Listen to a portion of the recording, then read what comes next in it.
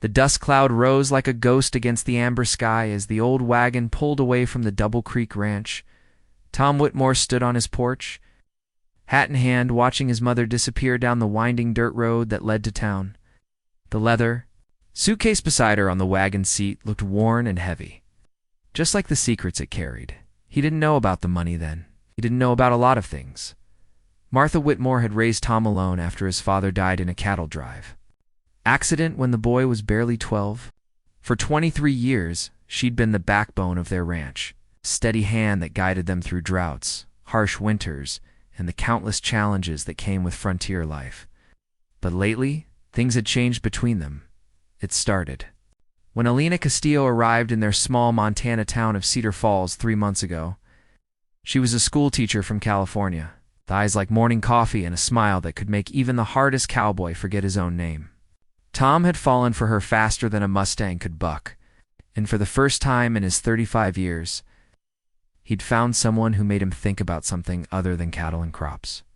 But his mother had disapproved from the start. "She's not right for this life, Tom," Martha had said one evening as they sat on the porch, watching the sunset paint the mountains purple. "City folk don't understand what it means to build something from nothing. She'll leave when things get hard." Tom had defended Alina, his voice rising with each word. "You don't know her, Ma. She's different. She chose to come here. Chose to stay when she could have gone back to her comfortable life in San Francisco." "For now," Martha had replied, her weathered hands folding in her lap. "What happens when winter comes? When the isolation sets in? When she realizes that love doesn't keep the wolves from the door or put food on the table?"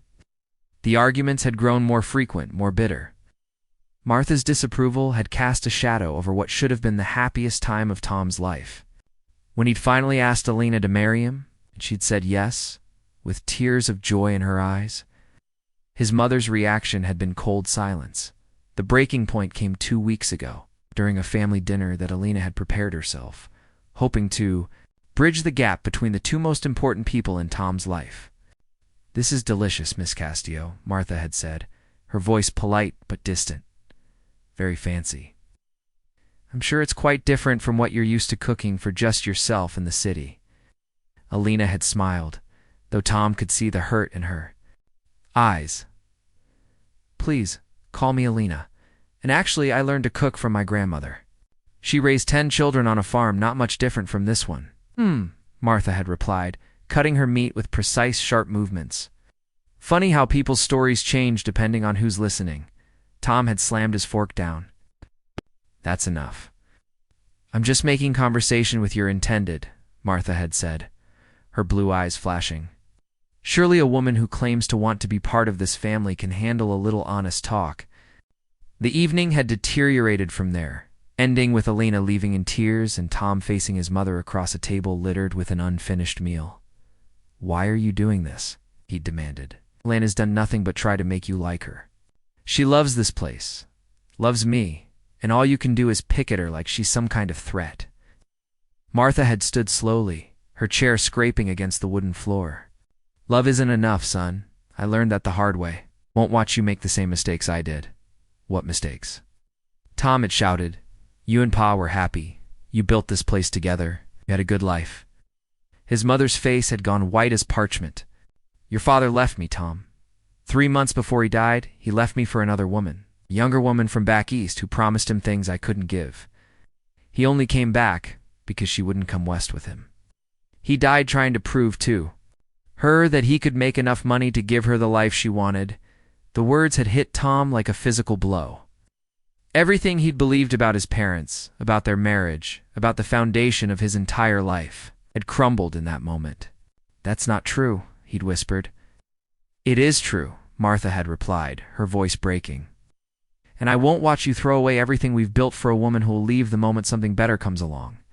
The fight that followed had been ugly, with words said that couldn't be taken back. In the end, Tom had done something he'd never imagined possible. He'd asked his mother to leave. "If you can't accept Alina, if you can't even try to make this work, then maybe it's time you found somewhere else to live," he'd said, his voice cold with hurt and anger. "I'm getting married in 2 months, whether you like it or not." Alina will be mistress of this house. If you can't respect that, then you're not welcome here."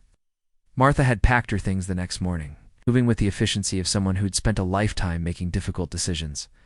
She'd taken only what she could carry in one old suitcase and a small traveling bag. The rest of her belongings she'd left behind, as if she was planning to return someday. But she hadn't returned. And now, watching her wagon disappear into the distance, Tom felt the weight of what he'd done settling on his shoulders like a winter coat. Alina found him there an hour later, still standing on the porch with his hat in his hands. "Tom?" she said softly, her voice carrying the gentle concern that had first drawn him to her. "I saw the wagon leaving town. Was that your mother?" He turned to her, and she could see the pain written across his face, like words on a page. "I sent her." "Away?" Elena's hand flew to her mouth. "Oh, Tom, no. What happened?" He told her everything then, about the fight, about his father, about the things his mother had said. Alina listened without interrupting, her dark eyes growing sadder with each word. "I didn't know," she whispered when he finished. "About your father? About what she went through? No wonder she was so protective of you." "It doesn't excuse what she said about you," Tom replied, pulling Alina into his arms. "Hey, the way she treated you was wrong." "She was scared," Alina said, resting her head against his chest. "She was scared of losing you the way she lost him. I understand that now. You think I made a mistake?" Tom asked, his voice barely audible. Alina was quiet for a long moment, listening to the steady rhythm of his heartbeat. "Think," she said finally, "that love makes us all do things we're not proud of sometimes. Your mother was trying to protect you the only way she knew how, and you were trying to protect me. Maybe neither of you was completely wrong." Meanwhile, Martha Whitmore sat in the back of the wagon, her precious suitcase clutched tightly in her lap. The driver, old Pete Morrison, kept glancing back at her with curious eyes. "You sure about this train, Mrs. Whitmore?" he asked as they approached the depot. "Mighty long way to Denver for a lady traveling alone?" "I'm sure," Martha replied, though her voice lacked conviction. She had a sister in Denver, a sister she hadn't spoken to in 10 years. It seemed like the only place left to go, as Pete helped her down from the wagon. Martha's suitcase slipped from her grip, hitting the ground with a heavy thud. The old leather finally gave way, splitting along one corner, and something glinted gold in the afternoon sunlight. Pete's eyes widened. "Mrs. Whitmore, your case?" Martha quickly knelt, scooping up the spilled contents and shoving them back inside. But it was too late. Pete had seen the gold coins, the thick bundles of paper money, the small leather pouch filled with precious stones. That is, ... double quotes, Martha stammered, her face flushing red. "None of my business," Pete said quickly, tipping his hat. "None of my business at all, ma'am." But as Martha boarded the train with her damaged suitcase, she knew the secret she'd guarded for so long was finally starting to unravel. The money had come from her husband, but not in the way anyone might expect. Robert Whitmore had indeed left her for another woman, just as she'd told Tom, but what she hadn't told her son was what happened next. 3 days before, Robert died in that cattle drive accident. He'd come home with more money than Martha had ever seen in her life. He'd been drinking, crying, babbling about making things right, about providing for his family the way he should have all along. "I sold the mineral rights, Martha," he'd confessed, his words slurred with whiskey and regret. "The mineral rights. To the North Pasture. There's silver up there, maybe even gold. A mining company from Denver paid me cash for a 20-year lease." Martha had been furious. The North Pasture was their best grazing land, and he'd sold it out from under them without even discussing it with her. But before she could fully express her anger, he'd pulled out the money. $1.5 million in gold, cash, and precious stones. "It's enough to start over," he'd said, tears streaming down his face. "Enough to give you and Tom everything you deserve. I was going to take it and run off with Catherine, but I can't do it. I can't leave my family with nothing." He'd died 2 days later when his horse spooked during a thunderstorm and threw him into a rocky ravine. Martha had found his body herself, along with a note in his pocket addressed to the other woman, telling her he couldn't abandon his wife and son after all. Martha had buried the note with her husband and hidden the money, telling no one about. the mining company or the fortune that now belonged to her and Tom. She'd been afraid that if Tom knew about the money, he'd become careless, reckless, the way his father had been. She'd wanted him to work for what he had, to appreciate the value of the land and the life they'd built together, but more than that, she'd been terrified that history would repeat itself, that some woman would come along and charm Tom away from everything they'd worked for, just as Catherine had nearly done with Robert now, sitting in the train car with her secret fortune weighing heavy in her lap. Martha wondered if she'd made the biggest mistake of her life. Back at the ranch, Tom and Alina were planning their wedding, but the joy had gone out of it. Every decision they made felt incomplete without Martha's input. Every tradition they discussed reminded Tom of the mother who should have been there to share in their happiness. "We could postpone it," Alina suggested one evening as they sat by the fire, "until you and your mother work things out." "No," Tom said firmly. She made her choice. She chose her prejudice over her family. But even as he said the words, he knew they weren't entirely true. His mother had made her choice based on fear and old wounds, not prejudice. The revelation about his father had changed everything Tom thought he knew about his family's history. 3 weeks passed.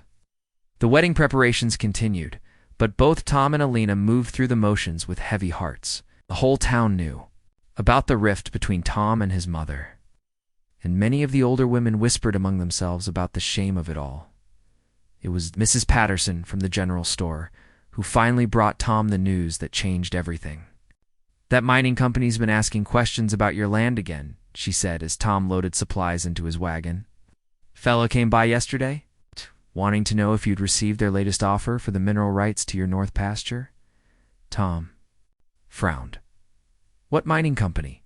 What offer?" Mrs. Patterson looked confused. "Why, the Denver Silver Company. They've been sending letters to your family for months about renewing some kind of lease. Thought you knew all about it." Tom's blood ran cold. "What letters?" "The ones they've been sending to your mother." "I've been holding them at the post office like she asked. She said it was business she preferred to handle herself." Within an hour, Tom was at the post office demanding to see every piece of mail that had been addressed to his family. What he found made his knees weak. Dozens of letters from the Denver Silver Company, all addressed to Martha Whitmore. Offers to renew a mineral rights lease that was worth more money than Tom had ever dreamed of.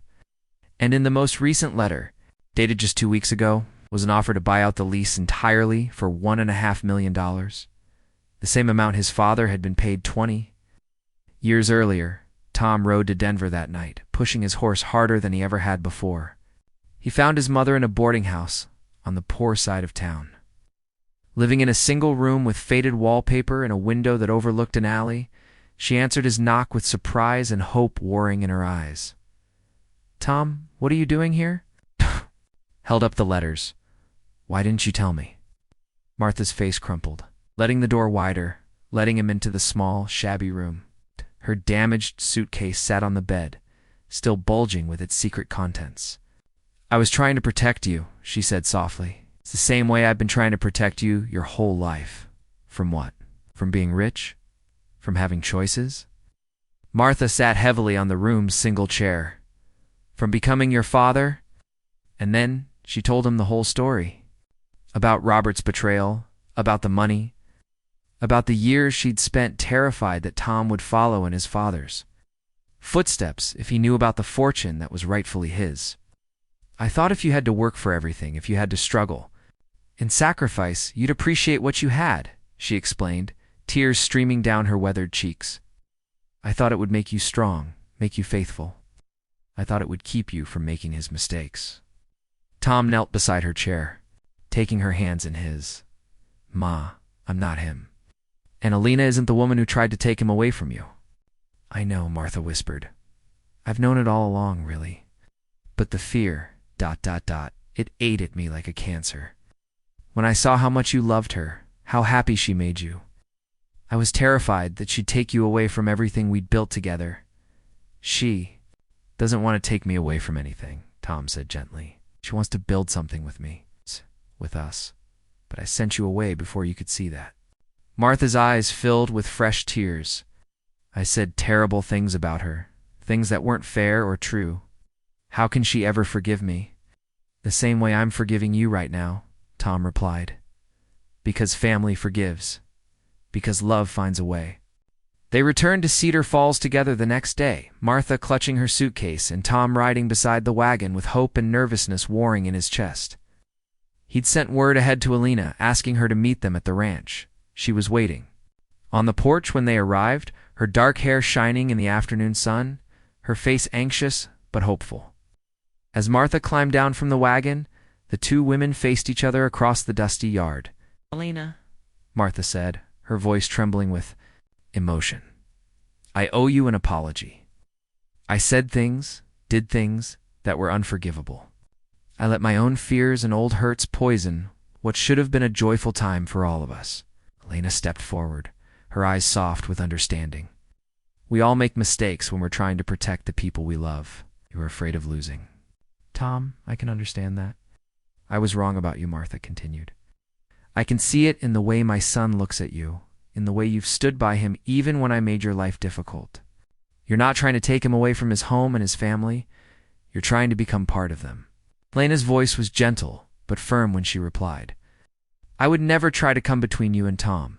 You raised an incredible man, Mrs. Whitmore. You taught him about loyalty and hard work and caring for the land. Those are the things I fell in love with. I want to learn from you, not replace you. Martha opened her damaged suitcase right there in the yard, revealing the fortune she'd hidden for so many years.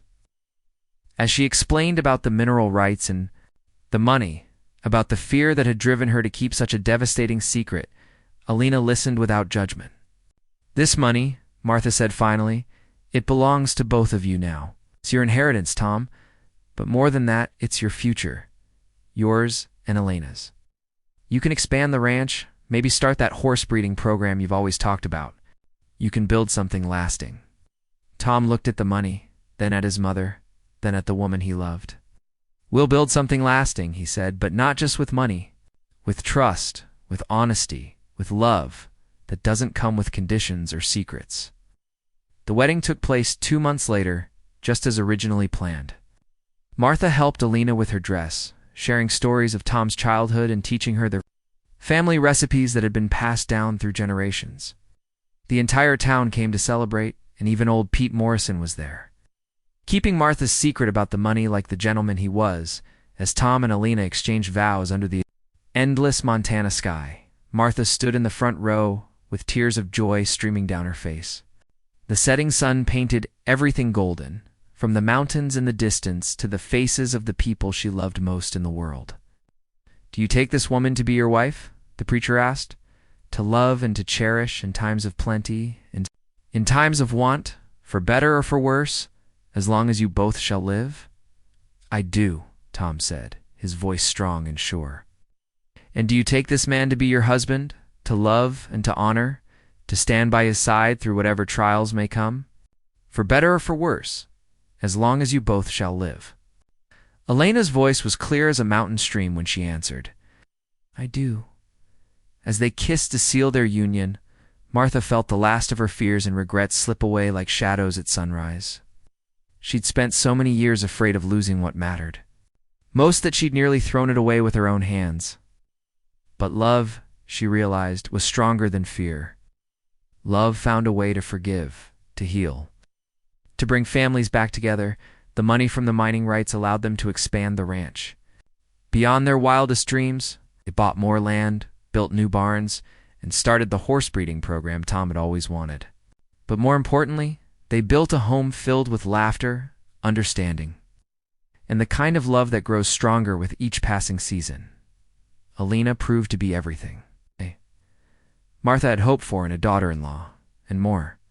She threw herself into ranch life with enthusiasm and dedication, learning to ride, to rope, and to read the signs of changing weather. She established a small school on the ranch for the children of the nearby homesteaders. Sharing her education and her love of learning with the next generation, and when their first child was born, a daughter with her mother's dark eyes and her father's stubborn chin. Martha held her granddaughter and whispered promises about the legacy of love and strength she would inherit. Years later, When Martha was an old woman sitting on the porch watching her grandchildren play in the yard, she would think about the day she'd almost lost everything because she couldn't let go of old fears. She'd think about the suitcase full of money that had represented not security, but the weight of secrets and regrets.